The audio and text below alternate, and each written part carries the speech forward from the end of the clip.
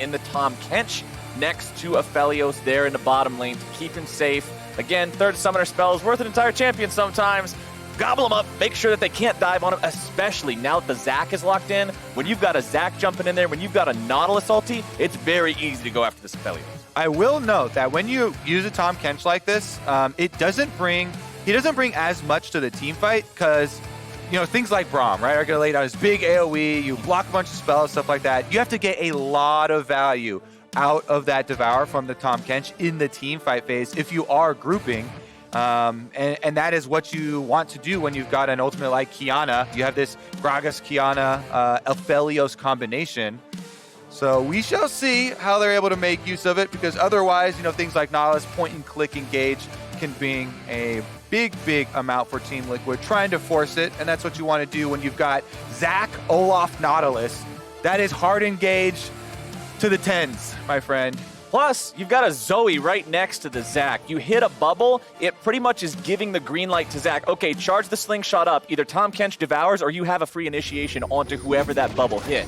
Very powerful stuff here for Team Liquid, who have DoubleLift back at the helm. A lot of fans excited to see the return, even though it's only been a couple games out. That's a couple games more than you normally have without DoubleLift. Yeah, if you consider that the first 2 games, the weekend that DoubleLift was out, was due to the illness, then it's only been a single game of being benched for the motivation issues that Steve was talking about on... One more than normal.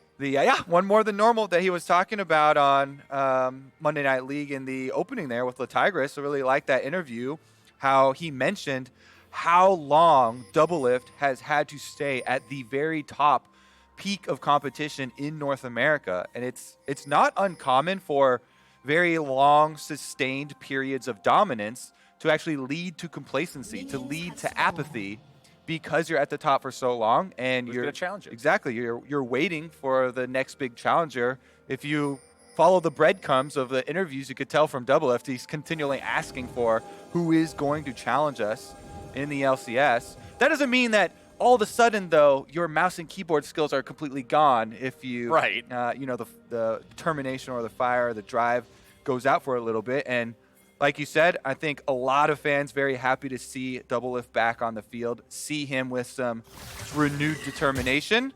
And we'll get a look at Zac versus Renekton on the top side to start it out.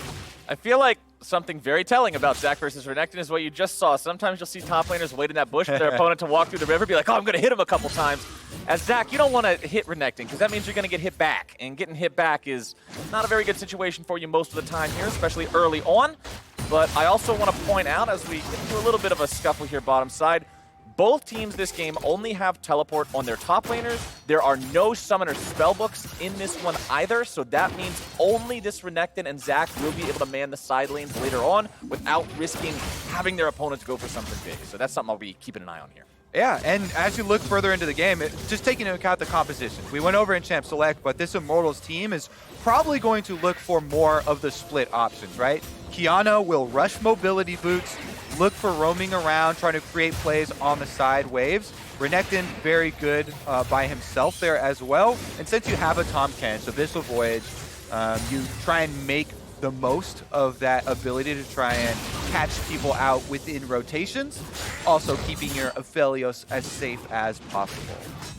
So as taking the early wave control here, as you would expect Renekton to do in just about every matchup. Impact will be underneath the turret. You can see the junglers moving around here. Level 3 on both of them. Gragas not nearly as strong of a ganker before he's able to go back and shop that first time, get the boots online so his keystone actually exists. But since both junglers have cleared top to bottom side, they'll be hovering around here. You can see it was almost a full clear from Xmithie. He skipped out on his own Gromp, but he has gone ahead and picked up the Krugs, clearing the last of those out now as Team Liquid is pushing this bottom lane in here a little bit. Minions just about breaking even, but a slight edge to the TL side for the push. And there might be an opportunity for Xmithie to make a move, but he senses probably not, just decides to head back to base, grab those boots we were talking about. Yeah, Broxah here showing on the minions does give away that he is going for double scuttle, but like we said as well, there's nothing that Gragas gets to do about Olaf getting double scuttle. Yeah. he cannot fight him early on, so Broxah will be able to get top vision as well. He actually just tags it, and because sOAZ roams down, he respects the solo laners. Your jungle matchup is one thing, my friends, but lane priority goes a long way, and because sOAZ is on the lane fully, Renekton into Zac gets to push up the wave and afford the scuttle crab to the Gragas. That feels so good for Xmithie. The mid lane was bouncing back as well. You can see Eika has the priority over the Zoe after Jensen pushed in initially. So things lined up really well there for Xmithie to not get double crabbed. And now you're seeing Eika go in, make a big move that ends up being a big mistake. Good Lord, man, that was not the play. Big blunder from Eika here. Xmithie was even in the area. We spent a good 3 minutes in Champ Select talking about how effective Gragas Qiyana combination is when they're used together and when the Gragas gets to initiate with the flash, but Eika goes a screen ahead of him into the tower. That is just a big question mark on the mid lane, my friends. There wasn't even the opportunity for the Gragas to make the follow-up. Nice job from sOAZ there, popping the passive of the Zac. Now, considering the minions are still working their way up underneath the turret, there's no opportunity to kill the little bloblets and get the kill for real, but that does mean you have a 5-minute window now where a turret dive onto this guy isn't something that's just suicide. All right, yeah, that's definitely true. We do remember that his name is Eika, should be pronounced now instead of Eika, but Eika put Eika in a very difficult situation here, as now the Qiyana so far down can't rush those mobility boots to make plays on the side waves. Has gone for the double longswords to have some sort of fight in lane, but giving that kill over to Zoe, the first blood bonus to Jensen, who's been one of the best and most consistent players for this Team Liquid squad, means mid lane priority covers the whole map. Yep. Zoe's able to push it in. That means Team Liquid start up this dragon. Immortals are here to contest, though. Immortals not willing to give this one away for free. Broxah does have his level 5 smite ready to go. Xmithie the same. But the Drake is secured by the side of Team Liquid. A TP being summoned up here by Immortals. Impact wants to go in, but he's not going to find a lot. Remember, no passive available on the Zac, and he's immediately blown up. And Exhaust now down onto Jensen. CoreJJ with the flash over the wall to get away to safety. There will be no further follow-up, but hey, there's sOAZ's laning power showing up in the team fight to make it so Impact gets picked. Exactly. Maybe he even forgot that his passive was popped earlier there because he dives in very low health for Impact, and that seems like another misplay. That was a choice from Team Liquid to force that. Once they see the teleport coming from sOAZ, they can call it off. He doesn't have to release that slingshot. And Team Liquid do give one kill back to Immortals, so the gold does stay close, even though the dragon was taken up. So, here you go. Both of them are channeling. Impact decides to go in. Xmithie, very good interrupt there on the slingshot by body slamming Zac out of the air. You can do this on any champion that does have a move like the body slam, like Sejuani can also just Q charge Zac out of the air. Those types of counters are very, very good for pro play, for trying to deal with that initiation that comes from this champion. And that affords Immortals a lot of hope in this game, because if they had lost that and lost the ensuing team fight, it would be very difficult with this composition to actually pull it back. Taking a look at how the items have come out here. Early on, you can see a tier 2 boots rush coming out from both of these top laners. Some Mercury Treads for sOAZ, some Ninja Tabbies there for Impact to trade more effectively with his opponent now. The thing about being Olaf is you can't really contribute over the wall as well. Sure, you can throw an axe in there, but that's about it. You're not a Lee Sin or somebody that can jump right into the mix. Yeah, what you have to do if you're Olaf for this Zac lane is hope that the Zac can bait sOAZ into a fight in the middle of the lane. And we saw there, he's unable to actually make sOAZ go super aggressive. Now, as he's walking away, sOAZ goes for the trade. So you see Broxah walk back here, and they finally have gotten the bait, but it's too late, as Xmithie has also joined this party, helping sOAZ push the wave in. Very good so far here, play from sOAZ. I think he had a really rough day yesterday by missing that 1v1 kill on the Aatrox by 17 health. Ooh. And having the entire game kind of snowball out of his favor. But it's good to see sOAZ kind of unfazed. Another one of these veteran players that has had to keep up their motivation and their drive for so long. He is definitely being a difference maker on the side of Immortals. Immortals now coming into the mid lane with the Abyssal Voyage. Jensen gets himself out by utilizing the flash. Real one, by the way, not a Zoe flash. So he's managed to escape this for now. That will be the Abyssal Voyage on cooldown. There's one less thing for the Team Liquid roster to worry about, but Xmithie has set up shop here at the Rift Herald. He's got help rotating over from mid lane. Top now coming down as well. It's a 3-man Immortals Rift Herald take, and TL's not in a spot to contest. Good objective pickup for them. Yeah, that's going to be some much-needed money for them as they've really started to feel the difference in that mid lane. After that dive, the CS afterwards has just started to balloon for Jensen in the favor of the Zoe. Now that Zoe's flash is down, as you mentioned, a real target can be had, and maybe we'll see the fangs of that Gragas Qiyana combination. Maybe we'll see them actually return to that play with some confidence and go for the burst without the tower. Good trade coming out there from Impact, making sure that he stops sOAZ underneath the turret. There are two different turret shots end up making that trade go in Impact's favor. But sOAZ continues to just maintain absolute control over the lane. You can see the massive CS discrepancy, 96 to 59. And that 59 only catches up by about 6 if he gets all of these together. So even with perfect farming here from Impact, that's still a plus 30 lead for sOAZ's Renekton, doing exactly what you draft this pick to do. Exactly, and he's got the early healing reduction.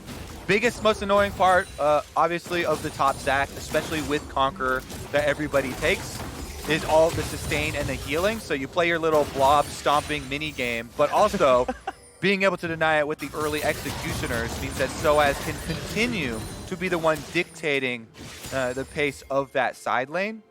And once those teleports come back up, we'll see the difference in the amount of pressure there. We already have the recalls out, so everybody has escaped from the bottom lane here. Immortals do call down Xmithie, and he does still have the Rift Herald, so they could just farm plates off of here, where it looks like Predator's active for the roam up mid. CoreJJ goes in for a dredge line, but they're outnumbered right now. Xmithie returning a body slam of his own. Core's in a lot of trouble, rooted up, bursted down. Not what Team Liquid needed to see there. I can understand CoreJJ thinking about it, but they had to know they were outnumbered. They saw their opponents leave the bottom. Yep, that was a bottom lane pressure difference as they shoved it in and came up the river. That's why you see, as CoreJJ goes for that hook, Broxah on the Olaf does not follow up. He hesitates, he stands there, and he's like, I don't know about that one. Yeah, that is an initiation on a foe that we cannot handle. Immortals.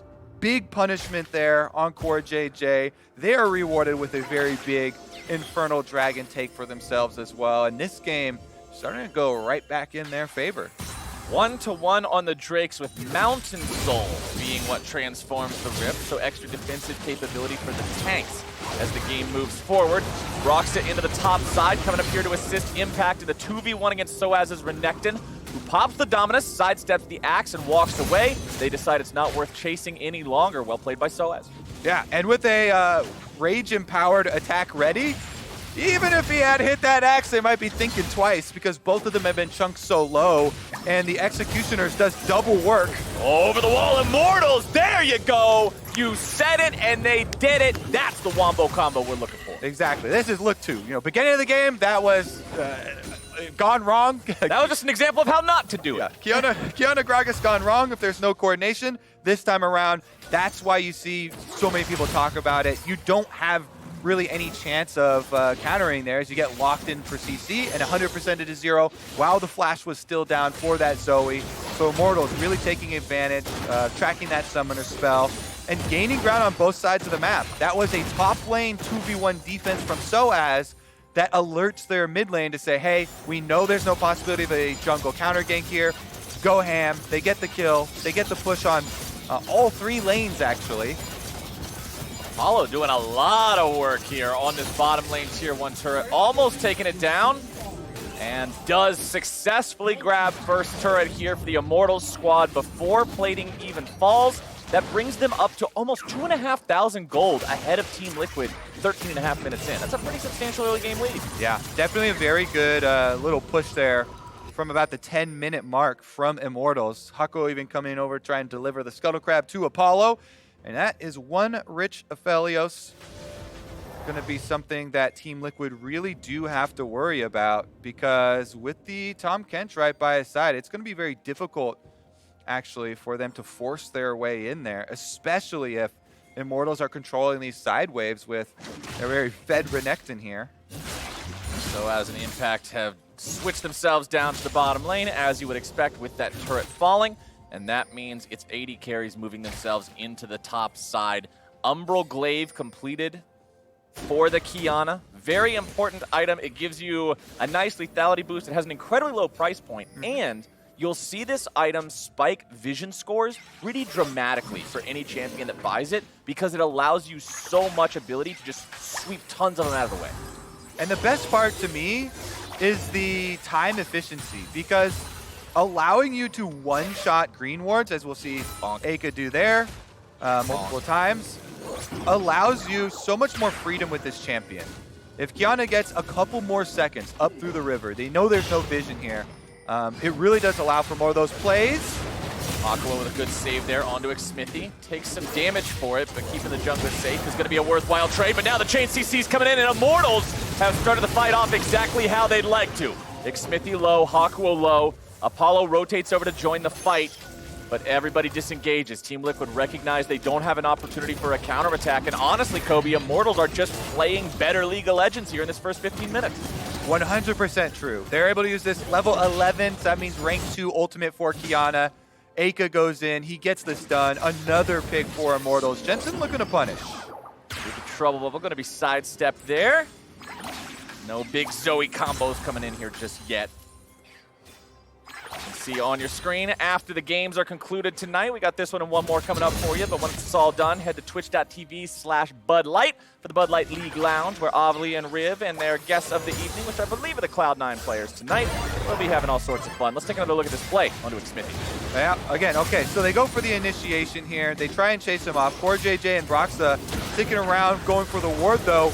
It is the Gragas into Qiyana. Xmithie flashes in, he gets the body slam knock up, and from that point, ultimate into ultimate, dead support. Easy money for the side of Immortals. That gold lead that I said was 2,500, and hey, that's pretty darn impressive. It's gone up another 1,000 since then. The next Drake now spawning in 15 seconds.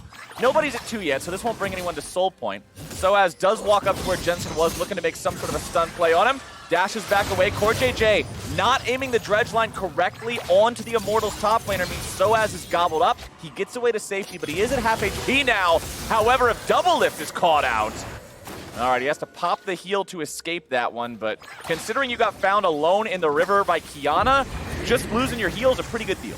Yeah, definitely true. Qiyana in the river as the ultimate does explode on water. Most AD carries really have to worry about that one. Aphelios turret and Shelly both go down here for the push on Immortals. Impact trying to use those stretching strikes. The mid lane turret falls on the side of Team Liquid. Impact is the frontliner. Remember, he has the passive this time. This won't go the same way it did at Dragon Fight #1 because of the fact that Immortals do not have the opportunity to blow him up instantly like that. However, the fight is going to be starting now. Off the side, it's Xmithie in trouble. The bullet time comes out, but it can't quite find the damage. Hakuho is being where he needs to be so far this game to keep his teammates protected. Xmithie, he throws out a cast, but it's not going to kill anyone. CoreJJ is down to 200 HP. Team Liquid decide to fall back. It's Immortals with control over the bottom side river. They aren't going to start the Drake up here just yet. They're firing off the Scryer's Bloom, keeping an eye on Team Liquid, and if they're going to come back, remember the Immortals jungler is only 200 HP, but they'll start up the Drake now. And Eika holding on to the Qiyana ult this entire time. Sometimes it's the abilities that you hold over your opponent's head and do not use in the team fight. Exactly. That make the most difference. You could see him waiting there in the jungle as well afterwards. He was hoping somebody would straggle on through with all these Immortals wards and all these walls to get his Qiyana ult off to take down and burst up one of those Team Liquid members. But nobody does walk in, and Immortals will be happy to take that second dragon. Immortals continuing to build leads here in this game, 18.5 minutes into it. Baron still not alive for another minute and a half. We've already seen both Shellys be taken, so another one won't be spawning here, as sOAZ continues to just slam Impact in these trades. Black Cleaver first, as is pretty standard on Renekton, but is super useful, especially when your opponent's going to be stacking that armor, as we can see an Impact build with the Ninja Tabby and the Sunfire Cape. But you do have to remember, as time goes on, especially if Team Liquid gets some Mountain Drakes, Impact will be incredibly tanky. The only source of AP damage is going to be a jungle Gragas, which doesn't have a huge economy because he's a jungler, and so it's super easy to just stack armor on this Zac. Definitely a really good point there, as mono damage types are going to allow Zac a lot of survivability. Maybe not so much for Hakuho. Hakuho caught out there. Nice punish by TL. All right, CoreJJ happy to get a pick back. Yes, sir. He was having a rough game. He was starting to sweat. He was feeling a little self-conscious about all the support deaths here, so they get one onto Hakuho, and that will be a much-needed pick to clear out all this vision. We had gone over how many wards had been just left behind in the Team Liquid side of the map, but them getting that kill on the support allows Broxah, allows CoreJJ to open up some of this territory for themselves, and they do push out on top side. Those waves will continue to be pushed up as they're answered immediately by Immortals. Baron is now live on the map, but the game is still close enough that nobody seems like they're going to be going for that here anytime soon. sOAZ maintaining his position on the bottom side. Important to note, Immortals have to be careful about anything on the top half of the map right now, as Impact does have TP advantage over sOAZ. He would have to use it in a spot where sOAZ couldn't interrupt it with the Ruthless Predator, but the advantage still persists nonetheless. And look at them, Immortals already moving in to clear out some of that vision that we just talked about. Team Liquid spent all their hard-earned time there off the pick on Hakuho, placed down 4 control wards. Instantly, 3 of them are cleared out. Only the one behind red buff gives them some protection in approaching that Baron pit, where Immortals just continue to control Summoner's Rift. They have deep control wards here on your screen all throughout the Team Liquid bottom half, leading up to the Dragon. And again, if they just hold the threat of the possible Baron baits over Team Liquid's head, it continues to force resources from Team Liquid on this side of the map. It forces Team Liquid to spend a lot of their warding money and warding time around the Baron pit, as you can see, with very little effort from Immortals. Second lethality item now fully completed onto the Qiyana as well, which means the burst will be incredibly powerful if the opportunity is there, as you mentioned last time, to find that ulti in a cramped corridor, in a jungle quadrant somewhere, and hit everybody on the TL side with it.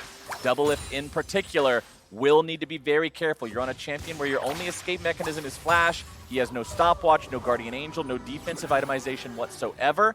And it means if he's out of position, even just a sliver, he will explode in a fraction of a second. Scuttle Crab going to be secured here by the Immortals side in the top side river. Next Drake spawning here in just over 60 seconds. If Immortals get that one, it brings them to Soul Point and gives TL something else they have to sweat over. Yep. I like continuing to mention how DoubleLift's positioning is going to be so important. Everybody else on the team building a bunch of armor because, like you mentioned, the AP Gragas, which is the only AP threat, is going to be going for DoubleLift. It's probably going to be looking at that backline, and it just means that there are so many areas that he has to watch out for. Flanking from Renekton, flashes from the Gragas, ultimate at range from the Gragas, and of course, Qiyana coming through, looking for the wall stuns. Immortals, importantly, have control over this bottom side river with 15 seconds left before the Drake spawns. Broxah is using his sweeper right now to check some of the vision as they move forward down mid lane. Control ward over the wall and on their side, just to make sure Team Liquid doesn't have vision over that wall. sOAZ will clear that control ward out. He dashes away to make sure he doesn't take follow-up paddle star damage.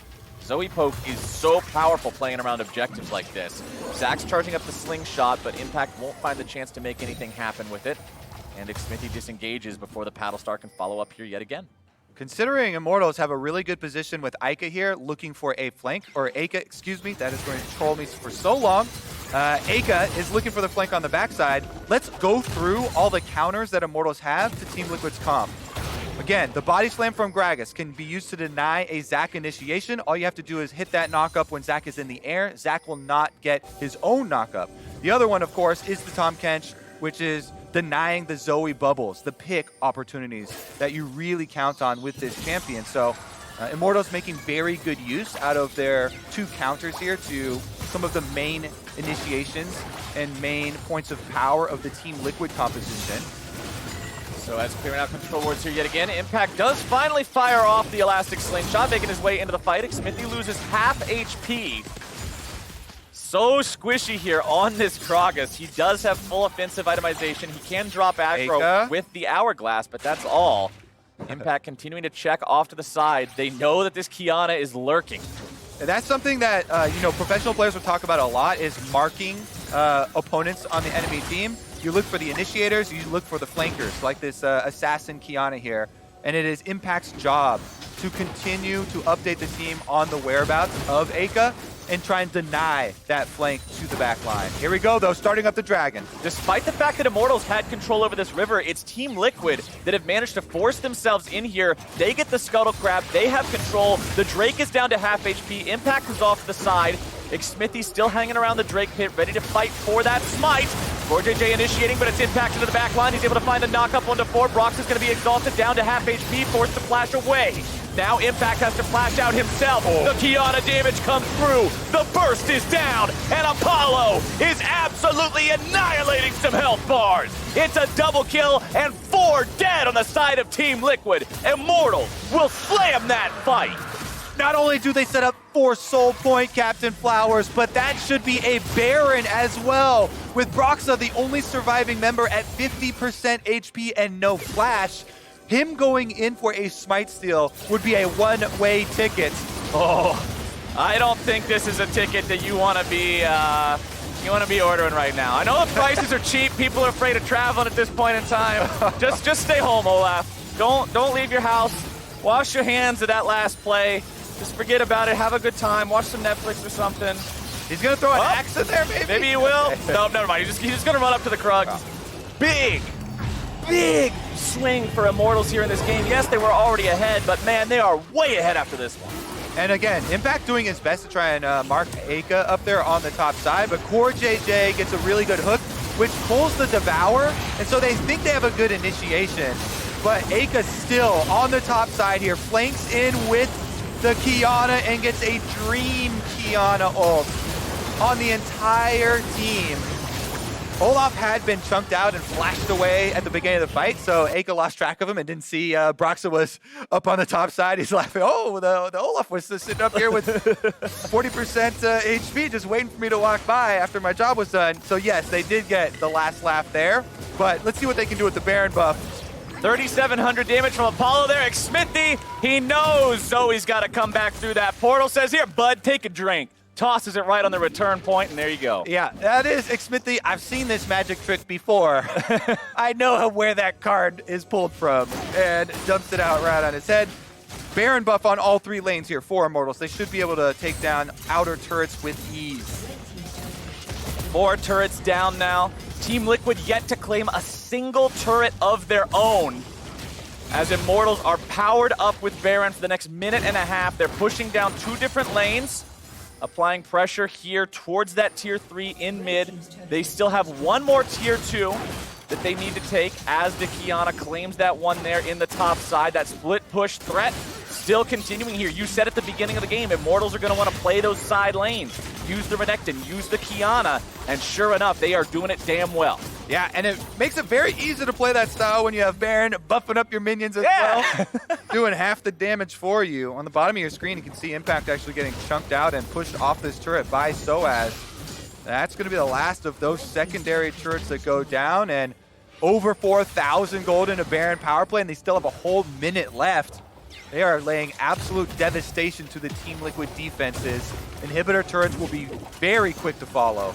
And the thing you always have to ask yourself in these situations as the defending team, is it worth it to fight for the inhib turrets? How many inhibitors are you willing to give up? It looks like the answer is 0 as Immortals are jumped on and Hakuho is taken very low. A Gargoyle Stone Plate into a thick skin combo is going to keep him alive, and Apollo will root up everyone from Team Liquid as they are in pursuit. Now it's Jensen who overextends himself and is forced to disengage.